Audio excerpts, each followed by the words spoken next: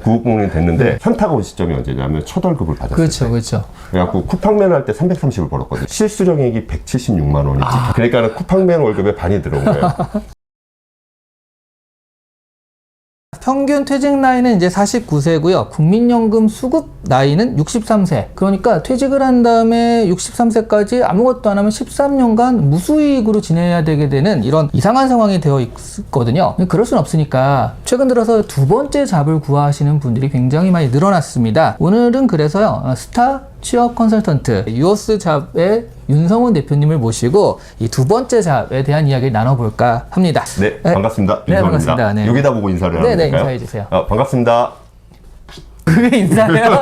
보통 자기소개를 하면 그런 거지 진짜 인사를 하면. 그렇게 인사만 해도 되는 네, 줄 알고. 네. 저는 유어스잡이라는 회사를 운영을 하고 있고요. 그 다음에 모 대학에서는 교수로 강의를 하고 있고 또 여러 취업학원에서 대표 컨설턴트로 활동을 하고 있는 윤성훈이라고 합니다. 반갑습니다. 아유, 감사합니다. 네. 네. 지금 대학교에서 엄청나게 강의를 많이 하시죠? 취업에 대한 강의들을. 그죠, 많이 하고 있죠. 네. 한 몇 개 대학에 이렇게 가셨었어요, 그동안? 그동안 갔던 대학교들은 한 50개가 조금 넘는 것 같고요. 뭐 서울대도 가서 취업 강의를 네. 했고, 그 다음에 카이스트 가서 했고, 그 다음에 그냥 일반적인 전문대나 고등학교도 갑니다. 서울대랑 카이스트도 취업 강의가 필요할 정도예요? 저는 되게 깜짝 놀랐던 게 서울대학교가 1박 2일짜리 취업 캠프를 하더라고요, 학교 내에서.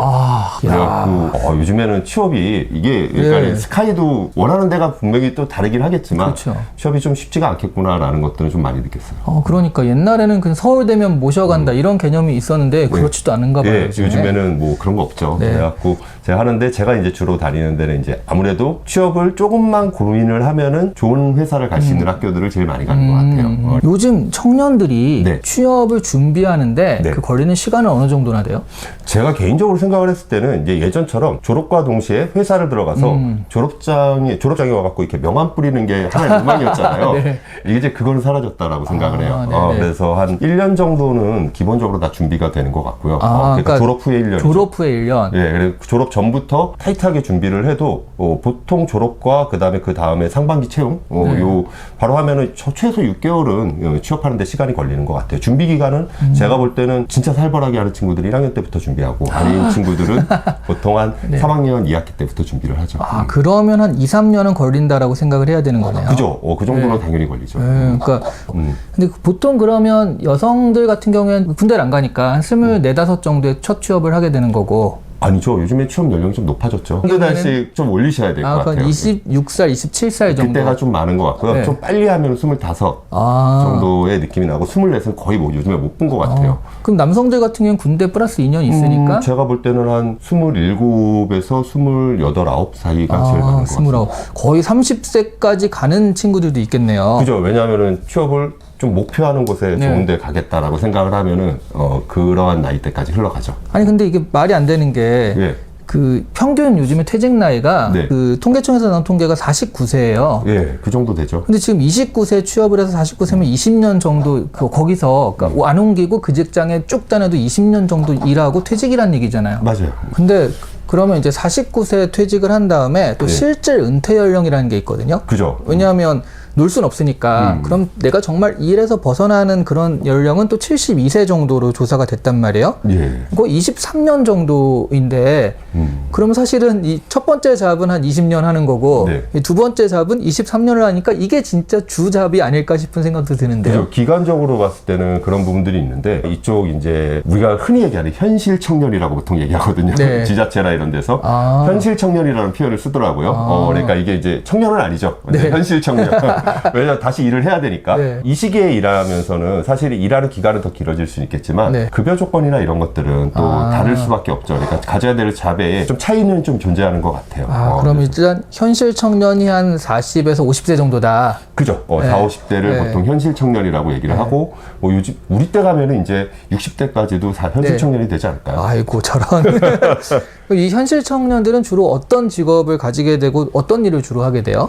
우선은 기본적으로 이게 어떻게 보면 사고력과 그 다음에 피지컬적인 능력도 같이 이렇게 저하가 되는 부분들이 있는데 그래도 블루워커 직종에 조금 더 가까운 직업들을 가지게 되는 게 현실적인 부분들인 것 같아요. 그래서 우리가 흔히 얘기하는 이제 학생들이 나는 이 직업에서 평생 일하고 싶어라는 것들을 중고등학교 때 꿈꾸지 않았던 직업군들 있잖아요. 그러니까 꿈꾸지 않았던 꿈꾸지 않았던 직업군들이죠. 근데 사회적으로 봤을 때 AI가 대체하는 게 현실적으로 되게 어렵고, 그 다음에 이게 그렇다고 굉장히 높은 강도의 어떤 힘을 요구하는 건 아닌데, 실제로 조금 기피 현상이 좀 있는 직업군들, 흔히 뭐 얘기하면은 뭐 지게차나 뭐 이런 것들이 될 수도 있는 거고요. 그 다음에 시설 관리직 같은 것들을 많이 가고요. 그다음에 시설 관리, 뭐 요양이나 사회복지 이런 쪽으로도 가시는 분들 많고, 그 다음에 애들 요즘에 급식 같은 거 하면은 그러면 급식 쪽에서 그런 일을 담당해 주시는 여성분들, 또 여성분들도 그런 거 많이 쪽으로도 하겠네요. 많이 가고, 이게 실제로 사회적으로 봤을 때 완전히 블루 컬러라고 얘기할 수는 또 없는데 되게 힘을 많이 쓰진 않잖아요. 근데 이게 그래도 화이트 컬러라고는 얘기할 수 없는 그 중간 어딘가에 있는 직종으로 좀 가는 것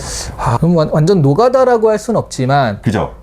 이게 블루 컬러는 아니에요. 그렇죠. 근데 약간의 기술도 필요하고, 지게차 같은 경우에는 분명히 지게차 면허가 필요하고, 일정 기술이 확보가 되면 그 이상으로는 이제 지게차 갖다가 발전을 할 수는 없는 거죠. 그냥 일정 수준의 스킬이 확보가 되면 더 이상 스킬적인 발전이 좀 쉽지 않은 부분들, 그런 쪽에 가는 것 같아요. 그러면 이제 방제라든가 이런 걸 할 때도 사실은 그냥 하는 게 아니라 자격증 같은 거, 뭐 배관이라든가 전기라든가 이런 걸 좀 해야 되는 부분들이 있잖아요. 그죠. 이게 어떤 식의 법의 제정이 일어나느냐에 따라서 자격증 같은 경우도 인기도가 좀 선호도가 달라지는 것 같아요. 지금 보면은 시장으로 봤을 때 만약에 기사 자격증을 얘기한다라고 하면은 전기기사 자격증이 가장 각광을 받고 있거든요.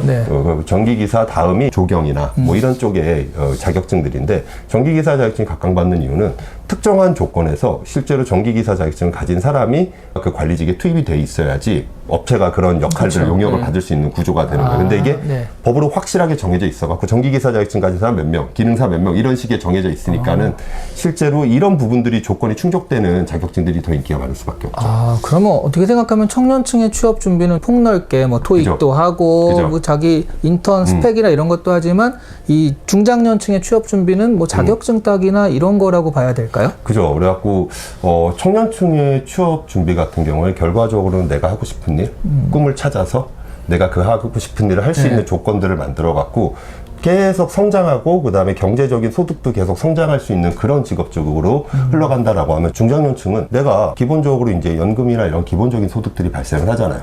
거기에다가 그러면 조금만 돈을 더하면 되기 때문에 실제로 급여적으로 높지 않더라도 이 일을 하면서 어느 정도의 일정 수준의 소득만 확보가 될 수 있다라고 하면은 문제가 되지 않는 직업. 그리고 청년층은 급여가 너무 낮으니까 좀 기피를 하죠. 근데 실제로 중장년층 그런 일도 상관없다고 하면 어차피 연금을 받을 수 있고, 그 다음에 책임져야 될 이제 자식들이나 아니면 부모님들이 이제 다 어떻게 보면은 내가 책임지지 않아도 되는 상황들이 많이 발생을 하는.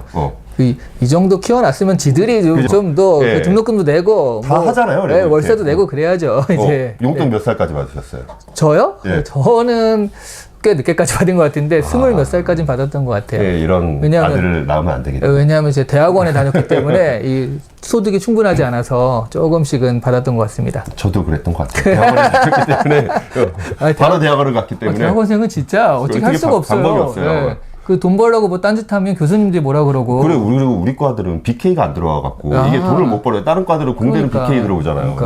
그래서 그런 문제가 있죠. 갑자기 대학원 비토가 되고 있는데. 그러면 취업 준비는 뭐 아무래도 자격증 뭐 그런 것들을 많이 하는 것 같고요. 제가 그 사례를 한번 알려드리면 메가스터디에서 운영하는 뭐 학원에서 취업 강의를 해달라고 하더라고요. 근데 전기기사 자격증을 취득하는 사람들을 대상으로 하는 강의였어요. 그래갖고 저는 일반적으로 우리가 기사 자격증 하면 공대생들을 생각을 하잖아요. 그거에 맞는 이제 강의안을 준비해갖고 갔는데 깜짝 놀란 거예요. 왜냐하면은 내가 생각했던 나이대가 그 한 40명의 강의생 중에서 한 5명밖에 안 보이는 거예요.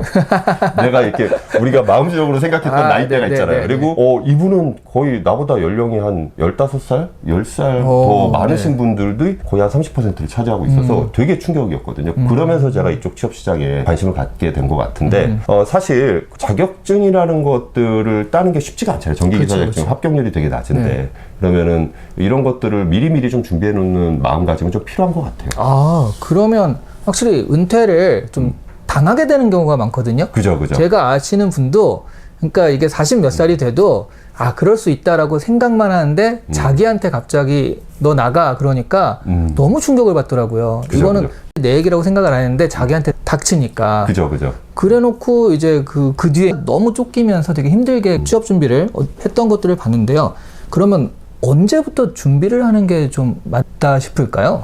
이거는 답은 없는 게 내가 은퇴를 하고 나서도 3,400만 원을 벌어야 되는 경우가 있을 거고요. 네. 200만 원을 벌어야 되는 경우가 있을 거고 이거에 따라서 준비의 강도가 좀 달라지는 것 같아요. 네. 그래서 사실 기사 자격증을 취득을 하게 되면은 시설관리직으로 들어가면은 못해도 한 달에 300 이상의 소득이 발생을 하거든요. 오, 네. 근데 내가 이게 그런 것들이 아니라 일반적인 접근성이 높은 이런 일들을 하게 되면은 100만 원, 200만 원 사이 그 언저리에 실제로 소득이 발생을 하게 되기 때문에 내가 어떠한 목적성을 가지고 실제 소득을 발생시킬 것이냐에 따라서 준비 기간은 달라지는 것 같아요. 그래갖고 최소는 6개월 이상은 준비를 해야 되겠죠. 저는 보통 은퇴를 하기 전에 한 5년 전부터 좀 차근차근히 준비를 해두는 거를 좀 추천드려요. 아, 그럼 어떻게 생각하면 내가 이 나이 때 퇴직을 해서 얼마 정도가 필요한가를 잘 생각하고 계획을 하고 그런 걸 먼저 한 다음에 그죠. 요 정도 소득이면 되겠다에 맞춰서 취업 자리를 그 다음부터 알아보는 게 더 그것도 맞는 얘기일 수도 있을 것 같아요. 그러니까 사실 그러면 이 취업 준비라는 게 결국은 취업을 실제로 준비해서 공부하는 게 아니라 그 전부터 어떤 공부를 할 것인가를 정하는 것부터 준비라고 할 수 있겠네요. 그죠. 그래갖고 그런 부분들이 실제로 내가 어떤 것들에 대한 직업을 갖고 싶으냐에 따라서 준비 기간은 분명히 달라질 수밖에 없다라고 하고 보통 제 개인적으로 준비를 한다라고 생각을 하면은 국가에서 운영하는 여러 플랫폼들을 봤을 때 거기에서 특정 직무를 뽑을 때 자격증을 요구하는 것들이 분명히 있거든요. 네네. 이거는 법적으로 그 자격증을 가진 사람만 여기 취업을 할 수 있기 때문에 요구를 하는 거거든요. 그런 것들을 잘 눈여겨봤다가 조금 내가 도전해 볼 만하다라는 것들을 미리미리 도전해 두면은 되게 좋은 것 같아요. 그러면 지금 국가에서 뭐 운영하는 그런 것들이 있다라고 했는데 네네. 은퇴 준비를 도와주는 플랫폼이나 사이트 뭐 이런 게 따로 있을까요? 소개해 주실 만한? 뭐 되게 대단하다라고 얘기할 수는 없는 건데 일반적으로 지자체에서 운영하는 고용센터 가시는 게 제일 좋은 방법인데 우리가 이 지자체의 문턱을 넘기를 되게 쉽지가 않잖아요. 그죠? 지자체 뭐 동사무소나 구청 뭐 이런 거. 뭐 고용센터를 가야 되니까 고용센터. 거기 가서 이거를 되게 불편해하는 사람이 많아요. 그러니까 이름을 좀 바꿔야 될 것 같아요. 맞아요. 미래 퓨처센터 뭐 이런 식으로. 그래갖고 이게 뭔가 약간의 놀이터의 느낌이 나면 더 좋을 것 같은데 이게 들어보기 힘들어서 저도 고용센터 강의를 되게 많이 다니거든요. 네. 그래갖고 여러 시군에 이제 여기 근처에 종로구청도 가고 네네. 그 다음에 뭐 안산이나 군포 이런 데도 고용센터 강의를 많이 나가는데 사람 모집하기가 되게 어려워하시더라고요. 네. 오프라인으로 그런 데 방문하시는 게 가장 도움이 많이 되실 것 같고 그 다음에 플랫폼을 이용한다라고 하면 고용정보원 사이트들 그 다음에 서울시 같은 경우에는 이런 50대 대상으로 하는 포털 사이트가 따로 있어요. 그래갖고 그런 쪽을 이용을 하신다라고 하면은 훨씬 더 효과적일 것 같고 지방은 소수 인원을 대상으로 플랫폼을 운영하는 거는 현실적으로 좀 쉽지 않거든요. 네네. 그래서 오프라인으로 직접 찾아가시는 게 가장 현실적이고 좋은 방법이라고 생각합니다. 그러니까 이런 것들이 있긴 있는데 오히려 그 사람들이 안 와서 오히려 문제다. 그죠. 예. 네, 오히려 그런 상황이네요. 그런 경우들을 되게 많이 봤어요. 네. 뭔가를 알려주고 지원금을 준다라고 하는데 오질 않아요. 뭔가 복잡하긴 하죠. 아무래도 맞아요. 행정정책이라는 게 네네. 써야 될 서류도 많고 귀찮긴 한데 네. 그래도 끊임없이 그런 데에 접근을 해보시는 게 좋은 것 같아요. 그런 것도 있지 않아요? 내일 배운 카드인가? 뭐 그런 해가지고 것들도 하나의 방법이 되겠죠. 300만 원 정도를 여기 배우는데 쓸 수 있다라고 해서 그렇게 크레딧을 주는. 그죠. 그런데도 워크넷 사이트에 가서 하시면 되는데 그게 이제 그 문턱을 넘는 게 쉽지가 않다라는 거죠. 근데 그거 한 번만 넘어 버릇하면은 그 다음부터는 그렇게 어렵지 않은 일이다라는 것들을 좀 알 수 있을 것 같습니다. 제가 아시는 분도 그 300만 원 처음에 받을 때는 그랬는데 300만 원 받고 나니까 그 뭐 배우는데 300만 원 다 들어가는 게 아니거든요. 그죠, 그러니까 우와 커피 배워야지 뭐 배워야지 되게 신나셨어요. 그래요? 저도 그거를 하고 있습니다. 아 진짜요? 예, 왜냐하면 내 돈 드는 거 아니고. 네, 그다음에 맞아요. 우리 강사도 이렇게 비수기가 있잖아요. 네네. 그럼 그럴 때 뭐 하나 궁금해서 이렇게 다니면은 뭐 되게 좋은 것 같아요. 뭐 배우셨어요? 그래서 커피. 커피. 근데 도움이 안 되더라고요. 그래요? 살아가는데 은퇴를 위해서 배운 건 아니고 개인적인 취미를 위해서 배운 건데 맛있는 커피를 제 스스로가 못 만들고 있어요. 괜히 입맛만 높아져서 뭐 먹으면서 그죠. 산미가 그 어쩌고 맛이 안 나오더라고요. 예. 그런 정도. 예. 그러면 그 은퇴 준비를 잘못한 사례 많이 다니셔서 보셨을 테니까 그런 사례를 구체적으로 들어주실 수 있을까요? 제가 개인적으로 생각을 할 때 은퇴 준비를 할 때 내가 돈을 벌어야 되는 시점이 언제까지이고 내가 어느 정도의 돈을 벌어야 된다라는 것에 대한 고려가 안 돼 있는 경우들이 있어요. 네. 그러면은 이 은퇴 준비를 한 게 되게 잘못될 수가 있거든요. 제가 아시는 분인데 되게 유명한 대기업을 다니셨어요. 네. 근데 이제 공무원을 자기는 다시 하겠다라는 생각으로 40대 초중반부터 공무원을 준비하신 거예요. 아, 공무원을 SK 다녔던 분이? 아니요. 이렇게 찍었는데. 아니었어요. 아이. 그보다는 조금 낮은 대기업. 아, 그래요? 네. 비슷한 계열입니다. 네, 예. 어렵고 뭐 5손가락 안에 드는 대기업을 다녔는데 그러다가 이제 공무원 시험을 몇 번 봤는데 계속 떨어지니까 자기가 답답해서 회사를 그만둡니다. 그리고 두 부부가 공무원 시험 준비에 같이 올인을 해요. 그래갖고 애를 키우면서 같이 공무원 시험 준비에 올인하는데 이제 경제적인 문제가 끊겨버렸잖아요. 네네. 어차피 회사는 나와야 되는 상황이었는데 경제적인 문제가 끊겨서 밤에 쿠팡맨을 하고 낮에 공무원 시험을 준비를 합니다. 그래갖고 45세 구급 공무원이 둘이 돼요. 그 두 구급 공무원이 됐는데 네. 이제 현타가 온 시점이 언제냐면 첫 월급을 받았을 그렇죠, 때. 그렇죠. 그래갖고 쿠팡맨 할 때 330을 벌었거든요. 근데 구급이면 200만 원 조금 넘을 텐데. 실수령액이 176만 원이 찍혔어요. 실수령액은. 그러니까 쿠팡맨 월급의 반이 들어온 거예요. 근데 내가 이제 앞으로 다닐 수 있는 기간을 생각해보니까 15년을 다니겠 거고 이거 갖다가 되게 대단한 연금이 쌓이지도 않는 거고. 그렇죠. 네. 근데 60세 이후에는 그럼 다른 잡을 또 잡아야 되는 거잖아요. 그러니까 이런 계산들이 안 돼 있이 그냥 막연히 이게 좋다라는 생각으로 준비하게 되면은 앞으로 이제 15년 다닐 회사를 되게 긴 기간에 걸쳐서 준비했는데 결과적으로는 60세에 다시 한번 재취업을 또 준비를 해야 되는 상황들이 발생을 하는 거죠. 뭐 요즘에 공무원 하시는 분들도 공무원 나서 내가 뭐 할 것인가에 대한 고민들 되게 많이 하시거든요. 그렇죠, 그렇죠. 그러니까 기사 자격증 따시려고 막 전기기사 따시려고 학원들 등록하시고 많이 그러세요. 근데 그거를 미리 준비를 했는데 그런 고민을 하는 직업을 갖다라고 하는 것들은 조금 아쉬움이 남을 수밖에 없는 것 같아요. 아, 그래서 아까 말씀하신 미래에 내가 어떤 정도의 소득이 필요하고 그죠. 또 어떻게 그 미래를 설계할지가 일단 중요하군요. 그죠. 그런 게 필요한 것 같아요. 개인적으로는. 알겠습니다. 오늘 그래서 세컨잡에 대한 그런 이야기들을 좀 살펴봤습니다. 오늘 나와주셔서 감사하고요. 정말 고마움을 느끼시나요? 되게 날카로운데 지금. 제가 아주 인사이트를 많이 가지고 있습니다. 왜냐하면 또 우리가 이게 1부고 2부, 3부를 또 계속 해야 되기 때문에 네네. 다음 2부에서 또 만나자 이런 얘기죠. 네, 알겠습니다. 네, 2부에서 만나요. 네, 알겠습니다.